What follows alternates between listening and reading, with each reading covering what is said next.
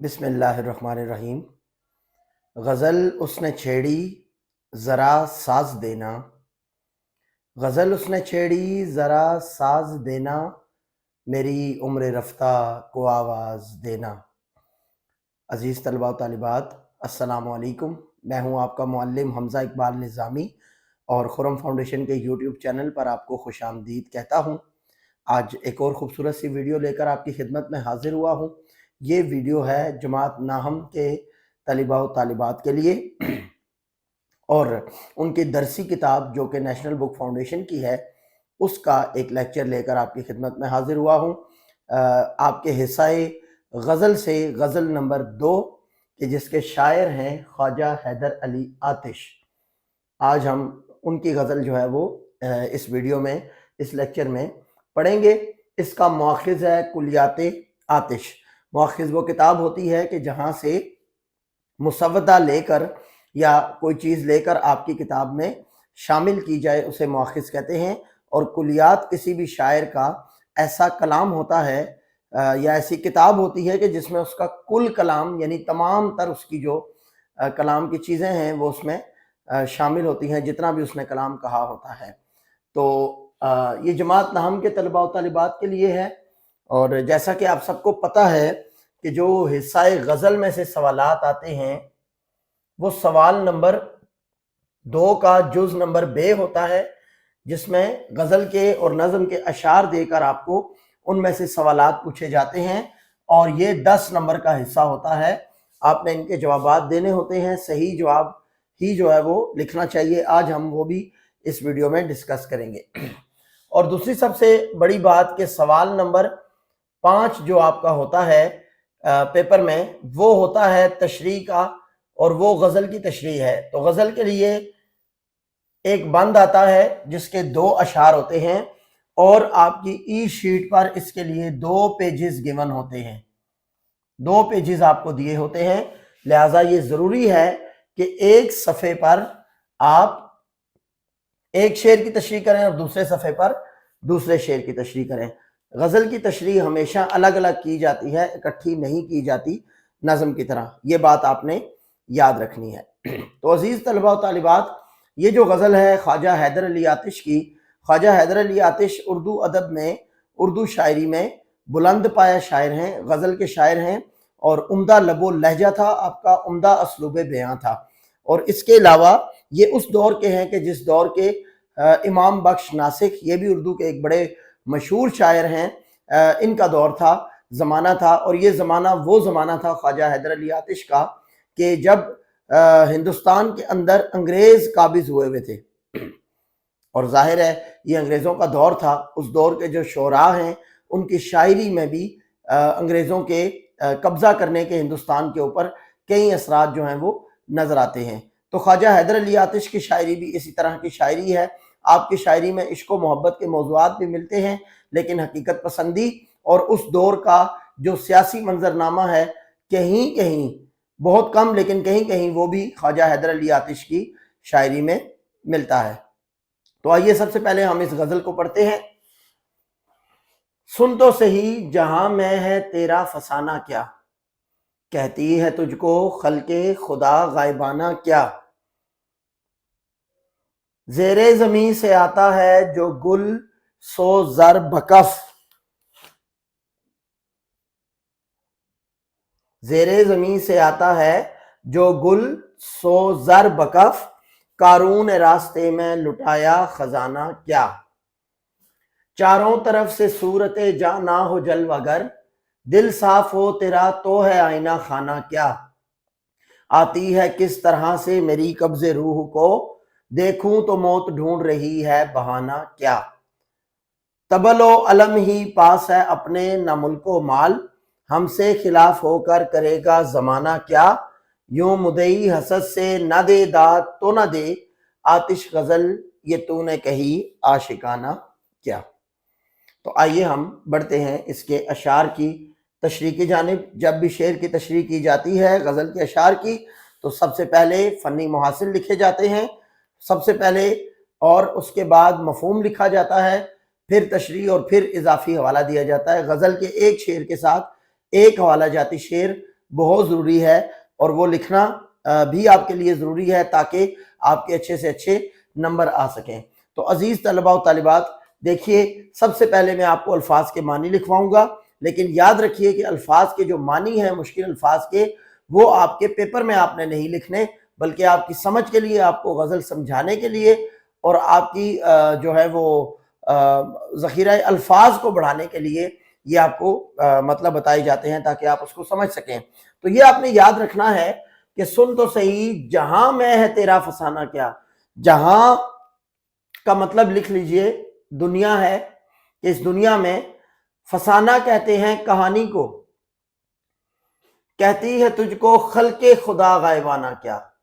خلق خدا اللہ تعالیٰ کی مخلوق ہوتی ہے، خلق مخلوق کی واحد ہے، لہٰذا اللہ تعالیٰ کی مخلوق۔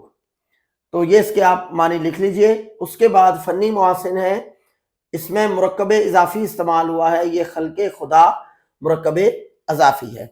اب دیکھیے اس شعر کا مطلب کیا ہے۔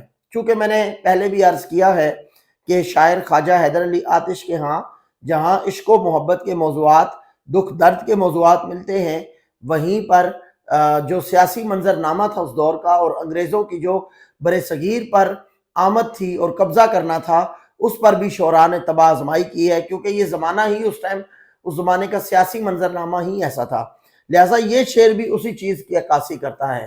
اور اس شعر میں خواجہ حیدر علی آتش وقت کے بادشاہ کو، یا یوں کہہ لیجئے کہ انگریز سرکار کو یہ کہتے ہیں کہ اے بادشاہ، یا اے انگریز سرکار، یا اے قبضہ کرنے والے غیر ملکیوں، کہ تم جانتے ہو، سن تو صحیح، ایک بار سنو تو صحیح، جہاں میں ہے تیرا فسانہ کیا، کہ اے بادشاہ یہ جو دنیا میں ہے یہ تیری کہانی کیا ہے، ذرا اس کو ایک بار سن تو صحیح۔ تیری طاقت، تیری دولت، اور تیری اس شہرت کی وجہ سے، اور تیرے اس ظلم کی وجہ سے لوگ اگر تیرے سامنے سر جھکاتے ہیں تو ذرا سن تو صحیح کہ غائبانہ وہ تجھے کیا کہتے ہیں۔ غائبانہ کا مطلب میں نے آپ کو نہیں بتایا، غائبانہ کا مطلب لکھ لیجئے پیٹھ پیچھے۔ ویسے تو غائب ہونا چھپے ہوئے کو کہتے ہیں، لیکن یہاں پر پیٹھ پیچھے، یعنی کہ کسی کے پیٹھ پیچھے باتیں کرنا، یہ غائبانہ کا مطلب جو ہے وہ اصل استعمال ہوا ہے۔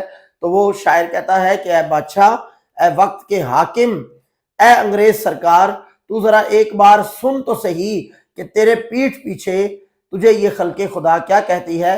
اگرچہ تیرے منہ پر تو یہ خلق خدا تیرے ہی گن گاتی ہے، تیرے سامنے جو ہے وہ خاموش ہو جاتے ہیں، یا سر کو جھکا لیتے ہیں، یا تیرے سامنے خود کو حقیر جاننا شروع کر دیتے ہیں، لیکن اگر تو ان کو سن کہ یہ تیرے پیٹھ پیچھے تجھے کیا کہتے ہیں، تو یہ تجھے اچھے الفاظ سے یاد نہیں کرتے۔ اور یہ ایک بات حقیقت ہے، اور ویسے بھی اگر زمانے کی حقیقت کے ساتھ اس کو جوڑا جائے تو شاعر یہ کہتا ہے کہ ایک عام آدمی کو نصیحت کرتے ہوئے شاعر کہتا ہے کہ اے لوگو، یا اے شخص جو پڑھنے والا ہے شاعری خواجہ حیدر علی آتش کی، اس کو کہتا ہے کہ ایک بار ذرا اپنا فسانہ، یعنی کہ ایک کہانی اپنی سنو کہ تمہارے پیٹھ پیچھے تمہیں مخلوق کیا کہتی ہے۔ منہ پر تو سبھی اچھے بنتے ہیں، لیکن اصل وہی آپ کا چاہنے والا اور وہی سچا شخص ہوتا ہے کہ جو آپ کے پیٹھ پیچھے بھی آپ کے سامنے آپ کے بارے وہی رائے رکھے یا وہی خیال کرے کہ جو آپ کے سامنے اس کا خیال ہوتا ہے اور اس کی رائے ہوتی ہے۔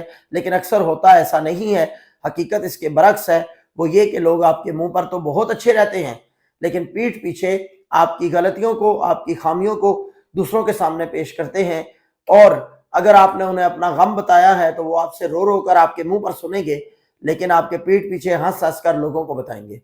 تو لہٰذا اس طرح کی نصیحت جو ہے وہ اس شعر میں کی گئی ہے۔ میں نے اس کو وقت کے بادشاہ کے ساتھ بھی جوڑا، اس کو ایک عام آدمی کے ساتھ بھی جوڑا، اور اگر دیکھا جائے تو ان کے ایک مخالف شاعر تھے امام بخش ناسخ، خواجہ حیدر علی آتش نے اگر ان کے ساتھ آپ جوڑتے ہیں تو وہ بھی ٹھیک ہے کہ خواجہ حیدر علی آتش ان کو تانا مارتے ہوئے کہتے ہیں کہ اے ناسخ، تو یہ تو سن ایک بار کہ تیری شاعری کی تعریف لوگ تو تیرے سامنے کر رہے ہیں، لیکن تیرے پیٹھ پیچھے یہ تجھے کیا کہتے ہیں یہ تجھے جاننے کی ضرورت ہے، تجھے اچھے الفاظ میں یاد نہیں کرتے یا تیری شاعری کی برائی کرتے ہیں۔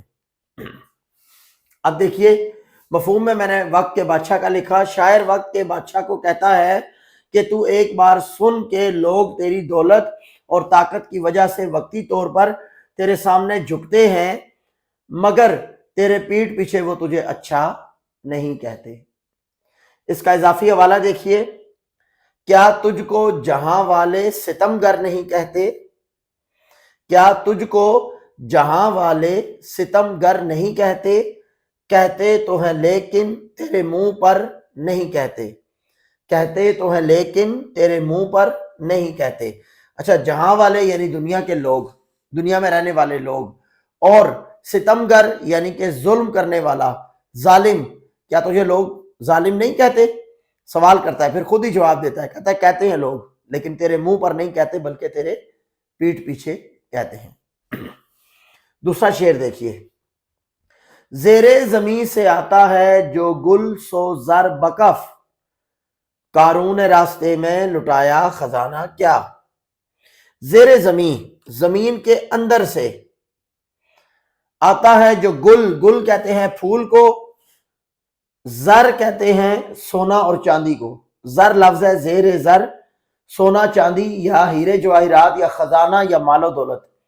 بکف ہوتا ہے ہاتھ میں آنا، ہاتھ میں آنا بکف کا مطلب ہوتا ہے۔ تو عزیز طلبہ، یہاں پر پہلے والے مصرے میں شاعر کہتا ہے کہ یہ جو زمین کے اندر سے مال و زر نکل رہا ہے، یہ جو سونا نکل رہا ہے، چاندی نکل رہا ہے، خزانہ نکلتا ہے، یہ اصل میں کیا ہے؟ قارون راستے میں لٹایا خزانہ کیا۔ اچھا، یہ جو قارون لفظ ہے نا، یہ قارون ہے اس کا نام، اور اس کے بارے کہا جاتا ہے کہ یہ ایک اتنا مالدار شخص تھا قبل از مسیح، اتنا مالدار شخص تھا یہ کہ اس کے جو ہیں وہ اتنے زیادہ خزانے تھے۔ حضرت موسیٰ علیہ السلام کے دور کا بھی ذکر آتا ہے کہیں کہیں کہ یہ شخص قارون جو ہے یہ حضرت موسیٰ علیہ السلام کے دور کا ایک مالدار شخص تھا، اتنا امیر تھا کہ محض اس کے خزانوں کی چابیاں 100 اونٹوں پر لاد کر لائی جاتی تھیں۔ اور پھر اس نے غرور کیا، اللہ تعالیٰ کے ساتھ شرک کیا، اللہ کی مخلوق کو تنگ کیا، ظلم کیا اور خدائی کا دعویٰ کیا۔ پھر اللہ تعالیٰ نے اس شخص کو، قارون کو جب سزا دینا چاہی، تباہ و برباد کرنا چاہا، تو زمین پھٹی اور یہ اپنے خزانے کے سمیت زمین میں دس گیا۔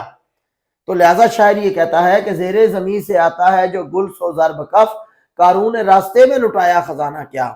کہ اے لوگو، اے وقت کے بادشاہ، یہ یاد رکھو کہ یہ جو مال و دولت ہے، یہ جو خزانہ ہے، یہ کبھی بھی انسان کو موت آنے سے، برباد ہونے سے یا زوال آنے سے نہیں بچا سکتا۔ قارون جو کہ ایک امیر ترین شخص تھا، اور اس کے خزانوں کا یہ حال تھا کہ اس کے خزانوں کی محض چابیاں 100 اونٹوں پر لاد کر لائی جاتی تھیں۔ اور سوچئے خزانے کتنے وسیع ہوں گے، اس کے خزانے کتنے بڑے ہوں گے، لیکن کیا ہوا کہ وہ اس دولت کی وجہ سے غرور میں آ گیا، تکبر میں آ گیا، اور پھر اللہ تعالیٰ کے ساتھ شرک کیا اور خدائی کا دعویٰ کرنے لگ گیا اور اللہ کی مخلوق پر ظلم کرنے لگ گیا۔ لہٰذا اللہ تعالیٰ نے اس کو تباہ و برباد کیا اور زمین کھلی اور وہ زمین کے اندر دھس گیا اپنے مال اور خزانے کے سمیت۔ لہٰذا اس لیے غرور، تکبر مت کرو، اور یہ جانو کہ انسان کی اصل اوقات کیا ہے۔ اگر آج اچھا وقت ہے تو اس میں عاجز رہو، اللہ کا شکر ادا کرو، اور اچھے وقت کو بہترین یاد جان کر برے وقت کے لیے اللہ سے ڈرتے رہو کہ جب برا وقت آ بھی جائے، پہلی تو بات ہے کہ آئی نہ، اللہ سے یہ دعا کرو، لیکن اگر آ بھی جائے برا وقت تو اللہ تعالیٰ تمہیں اتنی ہمت دے، تمہیں اتنی طاقت دے کہ تم اس میں بھی صبر کا مظاہرہ کرتے ہوئے اپنے دوبارہ اچھے وقت آنے کا انتظار کرو۔ اب انڈائریکٹلی اگر دیکھا جائے تو وقت کے بادشاہ کو اس کے مال و دولت پر اور اس کے شان و شوکت پر شاعر ڈرا رہا ہے کہ یہ یاد رکھو، خوف خدا سے ڈرو، کہ قارون جیسا شخص جس کے خزانوں کی چابیاں 100 اونٹوں پر لاد کے لائی جا رہی ہیں، اس کا اتنا بڑا خزانہ اسے موت سے نہ بچا سکا، بلکہ وہ اس خزانے کے سمیت زمین میں دس گیا اور اس کے کام نہ آیا وہ خزانہ، اس کا نام و نشان تک مٹ گیا دنیا سے۔ نام تو خیر اس لیے عبرت کے طور پہ لیا جاتا ہے، لیکن اس کا نشان تک دنیا سے مٹ گیا۔ لہٰذا غرور و تکبر کو چھوڑ دو۔ آئیے اس کے فنی محاسن دیکھتے ہیں۔ دیکھیے صنعت تلمیح کا استعمال ہوا ہے۔ اب قارون کا نام سنتے ہی ہمارے ذہن میں پورا واقعہ آ گیا، یہی ہوتی ہے صنعت تلمیح۔ اس کے علاوہ زیر زمین مرکب اضافی ہے۔ مفہوم، شاعر کہتا ہے کہ یہ جو زمین سے مال و زر یعنی سونا و چاندی نکلتا ہے، یہ اصل میں قارون نے اپنا خزانہ لٹایا ہے، گویا غرور اور تکبر جتنا بھی کیا جائے آخر میں فنا ہے۔ فنا یعنی موت ہے، سب کچھ ختم ہو جانا ہے۔ یہ قانون قدرت ہے کہ مکمل ذات اور ہمیشہ رہنے والی ذات صرف اور صرف اللہ تعالیٰ کی ذات ہے۔ اس کے علاوہ ہر انسان نے کل نفس ذائقۃ الموت، ہر جن و انس نے، ہر نفس نے موت کا ذائقہ چکھنا ہے۔ تو اسی طرح سے انسان کے کام آنے والی جو چیزیں ہیں، مال و دولت ہے، یہ بھی ہمیشہ نہیں رہتا، اس کی تو مدت ہی بہت کم ہوتی ہے اور یہ کسی سے وفا نہیں کرتا، یہ خزانہ، یہ مال و دولت، بلکہ آج اس کے پاس، کل اس کے پاس، اور پھر اس کے بعد انسان جو ہے اپنی دولت کو فنا کر کے ایک دن خود بھی فنا ہو کر منو مٹی کے نیچے چلا جاتا ہے اور دنیا سے اس کا نشان تک مٹ جاتا ہے، نام تک مٹ جاتا ہے۔ لہٰذا جو وقت زندگی کا ہے اسے بہترین طریقے سے مخلوق خدا کے ساتھ محبت کر کے اور خدا کے احکامات کو پابندی سے ان پر عمل پیرا ہو کر ہی کامیابی حاصل ہو سکتی ہے۔ اس کا حوالہ جاتی شعر دیکھیے، بڑا مشہور شعر ہے، بچے بچے کو یہ شعر یاد ہے، اس لیے میں نے یہاں لکھ دیا، جگہ جی لگانے کی دنیا نہیں ہے، جگہ جی لگانے کی دنیا نہیں ہے، یہ عبرت کی جا ہے تماشا نہیں ہے۔ جا کہتے ہیں جگہ کو، کہ یہ دنیا جو ہے یہ عبرت حاصل کرنا ہے، اس سے سبق حاصل کیا جائے، یہ تماشا نہیں ہے۔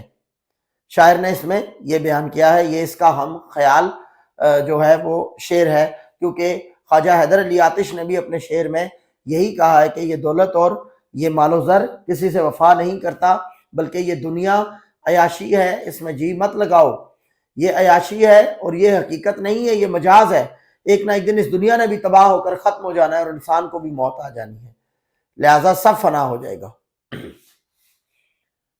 شعر نمبر 3 دیکھیے، چاروں طرف سے صورت جانا ہو جلوہ گر، دل صاف ہو تیرا تو ہے آئینہ خانہ کیا۔ اب دیکھیے، چاروں طرف، ہر طرف سے، چاروں اطراف، ٹھیک ہے، آپ اسے کہہ لیں کہ مغرب، مشرق، شمال اور جنوب، صورت جانا، محبوب کی صورت۔ اچھا، یہ شعر مجازی معنوں میں بھی ہے اور حقیقی میں بھی، وہ میں آپ کو بتاتا ہوں آگے چل کر۔ صورت جانا ہو جلوہ گر، جلوہ گر ہونا، ظاہر ہونا، جلوہ دکھانا، سامنے آنا، کہ ہر وقت اگر محبوب کی صورت نظر آ رہی ہو، ٹھیک ہے، چاروں طرف سے صورت جانا ہو جلوہ گر، لیکن اس کے لیے شرط ہے، وہ کہتا ہے کیا شرط ہے، کس کو محبوب کی صورت نظر آتی ہے؟ یہاں محبوب سے مراد محبوب مجازی بھی ہے، دنیا والا کوئی شخص، اور یہاں محبوب سے مراد اللہ تعالیٰ کی ذات بھی ہے، اور اگر اسے اللہ تعالیٰ کی ذات کے تناظر میں لیا جائے تو وہ زیادہ قریب معنی دیتا ہے، کیونکہ شاعر کہتا ہے کہ اگر چاروں طرف سے صورت جانا ہو جلوہ گر، تو صورت جانا کے جلوہ گر ہونے کے لیے شرط رکھتا ہے کہ تمہیں ہر طرف صرف صورت نظر آئے گی۔ اب دیکھیں، اللہ تعالیٰ کی کوئی شکل و صورت نہیں ہے، اسے کسی نے نہیں دیکھا، لیکن وہ اپنی قدرت کی نشانیوں میں موجود ہے، یہ کہنا چاہ رہا ہے شاعر۔ اور پھر کہتا ہے دل صاف ہو تیرا تو ہے آئینہ خانہ کیا۔ آئینہ خانہ کیا ہوتا ہے؟ خوبصورت ایک ایسی جگہ جہاں پر چاروں طرف سے آئینہ خانہ لگا ہو، آئینے ہی آئینے ہو، شیشے لگے ہو، ایک روم ایسا ہو، ایک کمرہ ہو ایسا جس کے چاروں اور شیشے شیشے لگے ہوں، آئینے ہی آنے ہوں، اور انسان اس کمرے میں، اس روم میں کھڑا ہو جائے اور خود کو چاروں اور وہ دیکھتا رہے۔ تو شاعر کہتا ہے کہ اس چاروں اور اس آئینہ خانہ سے بھی شفاف، جس میں ہماری شکل خوبصورتی سے نظر آتی ہے، اس سے بھی شفاف دل ہو اگر انسان کا عشق میں، تو پھر کیا ہوتا ہے، چاروں طرف سے اسے اپنے محبوب کی صورت نظر آنا شروع ہو جاتی ہے۔ گویا یہاں پر محبوب سے مراد اللہ تعالیٰ کی بھی ذات ہے اور محبوب مجازی بھی یہاں پر شاعر کی مراد ہے۔ اور یہ ایک حقیقت ہے کہ اللہ تعالیٰ ہمیشہ، یہ دل اللہ کا گھر ہے، لیکن وہ دل کیوں مردہ ہو جاتے ہیں؟ کہتے ہیں نا اکثر کہ دل مردہ ہو گیا فلاں شخص کا۔ دل مردہ ہونے سے مراد یہ نہیں ہے ظاہری طور پر کہ دل جو ہے وہ مر گیا ہے، دل مرے گا تو انسان بھی مر جائے گا۔ تو شاعر کی کہنے کا مقصد یہ ہے، یہ جو دل مردہ ہو جانا ایک محاورہ بولا جاتا ہے، اس کا بنیادی مقصد یہ ہے کہ انسان کے دل کے اندر سے وہ اللہ کی یاد سے غافل ہو جائے، یا اللہ تعالیٰ اس کے دل سے نکل جائے۔ حالانکہ اللہ تعالیٰ کا یہ گھر ہے دل، اور وہی دل اس کا گھر ہے جو شفاف ہوتا ہے اس کے عشق میں، اس کے احکامات میں۔ اسی طرح سے اگر محبوب مجازی کی بات کی جائے تو عشق جو ہے وہ بہت بڑی منزل ہے. عشق اتنی بہترین منزل ہے کہ جس میں ہوس نہیں ہوتی یا جس میں کوئی لالچ نہیں ہوتا، بلکہ صرف اور صرف محبوب کی رضا ہوتی ہے. تو اگر محبوب مجازی بھی ہو تو شاعر کہتا ہے کہ اس کی صورت چاروں طرف نظر آتی ہے، ہر طرف پھر وہ محبوب ہی ہوتا ہے، یعنی دل کسی اور طرف راغب ہی نہیں ہوتا. کیوں؟ تب اس کے لیے شرط مقرر ہے کہ جب تمہارا دل صاف ہو، تو پھر ایسا شفاف دل آئینہ خانہ سے بھی زیادہ اچھا ہے. اس کے سامنے آئینہ بھی جو ہے وہ ماند پڑ جاتا ہے. تو دیکھیے عزیز طلبہ، فنی محاسن، اس میں صنعت سیاق الاعداد کا استعمال ہوا ہے. چاروں طرف تعداد بتائی گئی تو یہ صنعت سیاق الاعداد ہے، اور صورت جانا یہاں پر مرکب اضافی ہے. اسی طرح اس کا مفہوم دیکھیے، اگر انسان کا دل عشق میں صاف ہو تو اس دل جیسا خوبصورت دل کوئی نہیں ہوتا، کیونکہ اس دل جیسا شفاف تو آئینہ بھی نہیں ہوتا. وہی بات جو میں نے آپ کو بتا دی. حوالہ جاتی شعر دیکھیں، یہ میں نے اللہ تعالیٰ کے تناظر میں لکھا ہے حوالہ جاتی شعر. آپ چاہیں تو آپ اس کو محبوب مجازی کے تناظر میں بھی لکھ سکتے ہیں. کوئی اور شعر جو کہ اس کے ساتھ ملتا ہو آپ وہ بھی لکھ سکتے ہیں کہ جگ میں آ کر ادھر ادھر دیکھا، جگ میں آ کر ادھر ادھر دیکھا، تو ہی نظر آیا ہم نے جدھر دیکھا. یعنی کہ ہر طرف جو ہے وہ بس محبوب کی صورت یا اللہ تعالیٰ ہی ہمیں نظر آتا ہے. شعر نمبر 4 ہے، آتی ہے کس طرح سے میری قبض روح کو، دیکھوں تو موت ڈھونڈ رہی ہے بہانہ کیا. اب دیکھیے قبض روح کو قبض کرنے کے لیے، روح کو پکڑنے کے لیے، مرتا ہے نا انسان تو اس کی روح قبض ہو جاتی ہے. جب انسان مر جاتا ہے تو اس کی روح قبض ہو جاتی ہے. لہذا شاعر یہ کہتا ہے کہ میری روح کو قبض کرنے کے لیے موت کیسے آ رہی ہے، میں اب اس کا انتظار کر رہا ہوں. دیکھوں تو موت ڈھونڈ رہی ہے بہانہ کیا. یہ بہت ہی سمپل اور بہترین اور زندگی کی حقیقت پر مبنی شعر ہے. شاعر نے یہاں پر ایک سب سے بڑی جو ایک حقیقت ہے دنیا کی وہ ہے موت. ہر ایک چیز کو فنا ہے، جیسا کہ میں نے پہلے بھی عرض کیا تھا کہ ہر ایک چیز نے ایک نہ ایک دن ختم ہو جانا ہے، مٹ جانا ہے. کل نفس ذائقۃ الموت، ہر ایک چیز نے موت کا مزہ چکھنا ہے. ہر انسان نے، ہر جن و انس نے، جیسے چیزیں ختم ہو جاتی ہیں ویسے انسان نے بھی ختم ہونا ہے. تو شاعر اپنی موت کا انتظار کر رہا ہے. اب کہتا ہے کہ مجھے یہ تو معلوم ہے کہ موت آنی ہے، یہ طے ہے، ٹھیک ہے، ہم سب کو معلوم ہے، مجھے معلوم ہے، آپ کو معلوم ہے، لیکن ہم ڈرتے ہیں موت سے، ہمیں اس کا خوف بھی ہے، لیکن اس کے ساتھ ساتھ ہم زندگی کی رنگینی کو جی بھی رہے ہیں. پھر ہمارا یہ بھی کنسیپٹ ہوتا ہے کہ جب موت آنی ہوئی تو تب آ جائے گی، کیونکہ موت ایک حقیقت ہے. اب اس وجہ سے بھی وہ خوف نہیں رہا دلوں کے اندر موت کا، کہ انسان جو ہے وہ ریئلائز کر چکا ہے، انسان اس حقیقت سے آشنائی حاصل کر چکا ہے کہ ایک نہ ایک دن موت نے لازمی آنا ہے. شاعر بھی اس حقیقت کو مانتا ہے، لیکن اس کے ساتھ شاعر یہ کہتا ہے کہ میری موت کس طرح سے میری قبض روح، یعنی میری روح کو قبض کرنے کے لیے آتی ہے، میں اس چیز کا انتظار کر رہا ہوں. کیونکہ موت کو آنے کے لیے بہانہ چاہیے ہوتا ہے. موت سب کی آنی ہے، کوئی بیمار ہوا مر گیا، کوئی کہیں سے کسی حادثے میں مر گیا، اور کوئی بیٹھے بیٹھے اس کا حرکت دل بند ہوئی اور وہ مر گیا. بس کس کو کیسے موت نے آ لینا ہے یہ اللہ تعالیٰ نے جو ہے اس کا فیصلہ کر رکھا ہے، اور فرشتوں کو حکم ہوتا ہے، اور پھر انسان کی روح جو ہے وہ قبض ہو جاتی ہے.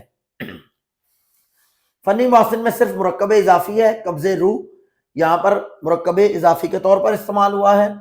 مفہوم دیکھیے، شاعر کہتا ہے کہ میں اب موت کا انتظار کر رہا ہوں کہ وہ کیا بہانہ لے کر آتی ہے اور میری روح کو قبض کرتی ہے، کیونکہ موت کو کوئی نہ کوئی بہانہ چاہیے ہوتا ہے. اس میں حوالہ جاتی شعر دیکھیں، میں نے غالب کا بڑا خوبصورت شعر لکھا ہے کہ موت کا ایک دن معین ہے، نیند کیوں رات بھر نہیں آتی. معین یعنی مقرر ہے. تو غالب کہتے ہیں کہ مجھے معلوم ہے کہ میری موت نے آنا ہے، موت کا ایک دن معین ہے، مقرر ہے، لیکن پھر بھی مجھے اس فکر سے رات بھر نیند نہیں آتی. عزیز طلبہ دیکھیے 5واں شعر ہے، تبل و علم ہی پاس ہے اپنے نہ ملک و مال، یہ لفظ ہے علم، تبل و علم ہی پاس ہے اپنے نہ ملک و مال، ہم سے خلاف ہو کر کرے گا زمانہ کیا۔ تبل، تبل کہا جاتا ہے ڈھول کو، اور ڈھول یہاں پر یہ لفظ جو ہے یہ اس لیے بھی استعمال ہوا کہ ڈھول سے مراد ہے کسی کا چرچا ہونا، کسی کی شہرت ہونا، کسی کو فیم ملنا۔ اسی طرح علم، علم ہوتا ہے جھنڈا، علم کہا جاتا ہے جھنڈے کو، ٹھیک ہے، اور جھنڈا آپ کو پتا ہے کہ اونچا ہوتا ہے، اوپر ہوتا ہے، اس لیے یہاں پر تبل اور جھنڈے سے مراد شاعر اپنی شہرت کی بات کر رہا ہے، اس اپنے فیم کی بات کر رہا ہے کہ میرے پاس نہ تو شہرت ہے، تبل و علم ہی پاس ہے اپنے نہ ملک و مال، ملک سے یہاں پر مراد ہے سلطنت، بادشاہی یا سلطنت، اور مال سے مراد دولت ہے، ہم سے خلاف ہو کر کرے گا زمانہ کیا، زمانہ کے یہ دور کے لوگ، یہ لوگ جو ہیں یہ سارے مجھ سے خلاف ہو کر کیا کریں گے کہ میرے پاس تو نہ ہی جو ہے وہ میری شہرت ہے، نہ ہی میرے پاس دولت ہے، اور نہ ہی میری بادشاہی ہے۔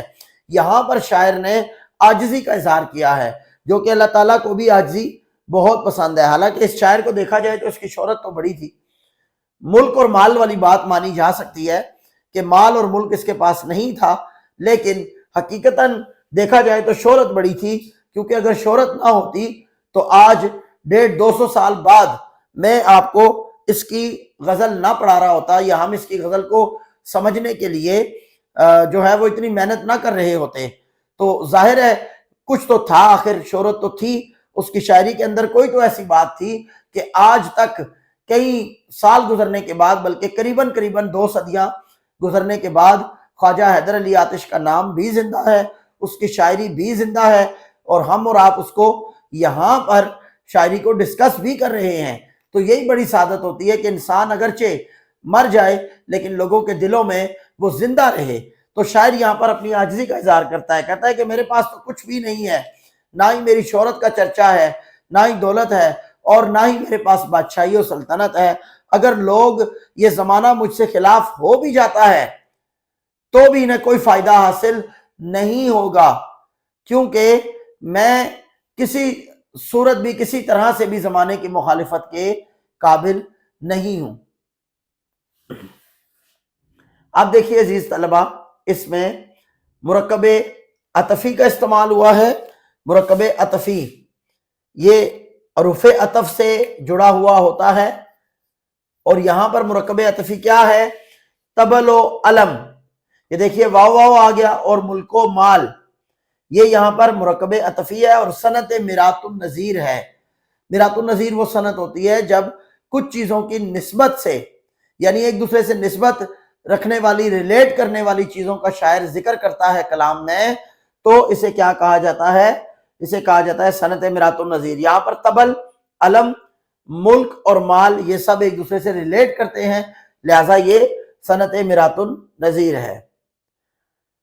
مفہوم دیکھیے، میرے پاس دولت، شہرت، بادشاہی کچھ بھی نہیں ہے، لہٰذا اگر زمانہ میرے خلاف ہوتا ہے تو ہونے دو، اسے کچھ حاصل نہ ہوگا۔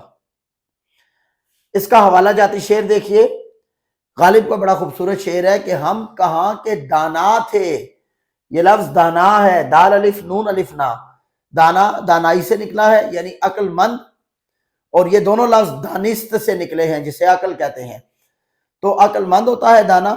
تو یہاں پر وہ اپنی عاجزی کا اظہار کر رہا ہے غالب بھی کہ ہم کہاں کے دانا تھے، میں تو کہاں کا عقل مند تھا، کس ہنر میں یکتا تھے، ہنر یعنی کوئی کام، اس میں یکتا ہونا یعنی پورا ہونا، بے سبب ہوا غالب دشمن آسماں اپنا۔ یہاں پر دشمن آسماں استعارتاً استعمال ہوا، یعنی کہ لوگ ہمارے جو ہیں وہ بے سبب ہم سے مخالفت کر رہے ہیں، ہمارے پاس تو کچھ بھی نہیں ہے پھر بھی لوگ مخالفت کر رہے ہیں، یہ ہوتی ہے عاجزی۔ اور جو شاعر ہوتے ہیں وہ اکثر عاجز تو نہیں ہوتے، وہ غرور کی بات بھی کر دیتے ہیں اپنی شاعری میں، لیکن اس کے علاوہ کبھی کبھار عاجزی کا بھی اظہار کرتے ہیں شعراء، شاعر کے ہاں بھی عاجزی موجود ہوتی ہے۔ عزیز طلبہ، اسی غزل کا آخری شعر دیکھیے، یوں مدعی حسد سے نہ دے داد تو نہ دے، آتش غزل یہ تو نے کہی عاشقانہ کیا. مدعی، مدعی ہوتا ہے مخالف، مدعی ہوتا ہے مخالف. حسد ہوتا ہے جلاپا، جیلسی، کسی سے جلنا یا کسی کو برداشت نہ کرنا، اس کی شہرت کو، عزت کو، دولت کو. داد کہتے ہیں تعریف کو، تعریف کرنا، داد دینا، تعریف کرنا. آتش یہ غزل، آتش غزل یہ تو نے کہی عاشقانہ کیا. عاشقانہ یعنی عشق سے بھرپور غزل، عشق سے بری ہوئی غزل، یعنی عشق والی غزل، بہترین غزل، خوبصورت غزل. اب دیکھیے یہ جو ہے یہ شعر مقطع ہے، کیونکہ اس میں آتش نے اپنا تخلص استعمال کیا ہے. اور اس شعر کے اندر اگرچہ آپ کے کورس میں نہیں ہے، ابھی آپ کے فرسٹ اور سیکنڈ ایئر میں یہ سند شامل ہے، تالی، تالی بکھیرنا. تالی کا مطلب ہے شوخی بگارنا، یعنی جب کلام میں شاعر اپنی تعریف خود بیان کرے یا اپنے مخالف کو کوئی بات کہہ دے تو اس وقت یہ تالی ہوتی ہے، تالی بکھیرنا، اور اپنے ساتھ اس کا کمپیریزن کر رہا ہو اور خود کو زیادہ بہتر جانے، اس لیے اسے کہتے ہیں تالی. تو یہاں پر شاعر خواجہ حیدر علی آتش نے اس شعر کے بارے میں زیادہ تر یہ مشہور ہے کہ امام بخش ناسخ، جن کا نام میں نے شروع میں لیا تھا، اگرچہ امام بخش ناسخ اردو کے بڑے کمال کے شاعر ہیں، ناسخ ان کا تخلص ہے اور امام بخش ان کا نام ہے. یہ ایک دوسرے کے مخالف تھے. ہر دور میں کوئی نہ کوئی شاعر رہا ہے جو ایک دوسرے کے مخالف، جیسے غالب کا مخالف تھا جن کی ان سے تھی شیخ ابراہیم ذوق، بہت زبردست اور کمال کے قصیدے کے شاعر ہیں. اور اس کے علاوہ یاس یہ گانا چنگیزی بھی ایک شاعر تھے جو کہ غالب شکن انہیں کہا جاتا تھا. ٹھیک ہے، تو یہ آپ نے یاد رکھنا ہے. اسی طرح سے خواجہ حیدر علی آتش کے جو مخالف ہیں وہ امام بخش ناسخ ہیں. کہا جاتا ہے کہ ایک مشاعرے میں یہ دونوں موجود تھے اور امام بخش ناسخ کو انہوں نے بطور تانا یہ شعر ان پہ کسا تھا کہ یوں مدعی حسد سے نہ دے داد تو نہ دے، کہ یہ میرا مخالف جو ہے یہ اگر جلتے ہوئے مجھے میری تعریف نہیں کرتا. شعر میں جب شعر سنایا جاتا ہے نا مشاعرے میں، تو جو واہ واہ واہ واہ سبحان اللہ یا ماشاء اللہ ہوتی ہے اسے داد دینا کہتے ہیں. تو یہاں پر شاعر کہتا ہے کہ میرا جو مخالف ہے وہ اگر مجھے حسد کی وجہ سے، جیلسی کی وجہ سے داد نہیں دیتا تو نہ دے، مجھے اس کی کوئی پرواہ نہیں ہے. آتش غزل یہ تو نے کہی عاشقانہ کیا. اب اپنی غزل کی خود تعریف کرتا ہے اور کہتا ہے کہ آتش اپنے آپ کو مخاطب کرتا ہے کہ تم نے یہ بہترین اور عاشقانہ غزل کہی ہے، لہذا تم ان کی فکر نہ کرو کہ یہ تمہیں داد دیں یا نہ دیں. اب دیکھیے عزیز طلبہ، اس میں فنی محاسن، اس میں صنعت تکرار استعمال ہوئی. ٹھیک ہے، نہ دے تو نہ دے، یہ 2 دفعہ آ گیا لفظ، تو یہ صنعت تکرار ہے. مفہوم دیکھیے، میرا مخالف حسد کی وجہ سے میری شاعری کی تعریف نہ کرے تو نہ صحیح، لیکن میں نے بہترین غزل کہی ہے. اب دیکھیے اس کا بڑا خوبصورت شعر ہے، جگر مراد آبادی کا شعر ہے یہ، کہ ہم کو حوالہ جاتی شعر، ہم کو مٹا سکے یہ زمانے میں دم نہیں، ہم کو مٹا سکے یہ زمانے میں دم نہیں، ہم سے زمانہ خود ہے زمانے سے ہم نہیں. یہاں پر بھی شاعر نے تالی بکھیری ہے، شوخی بگاری ہے کہ ہم جیسا جو ہے وہ اہل علم آدمی، اہل ادب آدمی جب زمانے میں ہوتا ہے تو زمانہ جو ہے وہ زیادہ اس کی وجہ سے سدھرتا ہے، بلکہ زمانہ اس کو نہیں بناتا. ایک اور جگر کا شعر ہے کہ اپنا زمانہ آپ بناتے ہیں اہل دل، ہم وہ نہیں کہ جن کو زمانہ بنا گیا. تو یہ بات آپ نے یاد رکھنی ہے کہ شاعر جو ہیں وہ کبھی کبھار عاجزی کا بھی اظہار کرتے ہیں، لیکن زیادہ تر اپنی شاعری میں شوخی بگارتے ہیں. تو عزیز طلبہ و طالبات، امید ہے کہ آج کی ویڈیو آپ کو پسند آئی ہوگی. آج کا یہ لیکچر اپنے اختتام کو پہنچتا ہے. مزید اچھی ویڈیوز کے لیے خرم فاؤنڈیشن کے یوٹیوب چینل پر ریگولر آتے رہیے، اور کمنٹ میں غزل اگر پسند آئے اس کی تشریح تو اچھا سا کمنٹ لازمی کیجئے گا. اور گر زندگی نے وفا کی تو پھر ملاقات ہوگی. تب تک کے لیے اپنے معلم حمزہ اقبال کو اجازت دیجئے. اللہ نگہبان.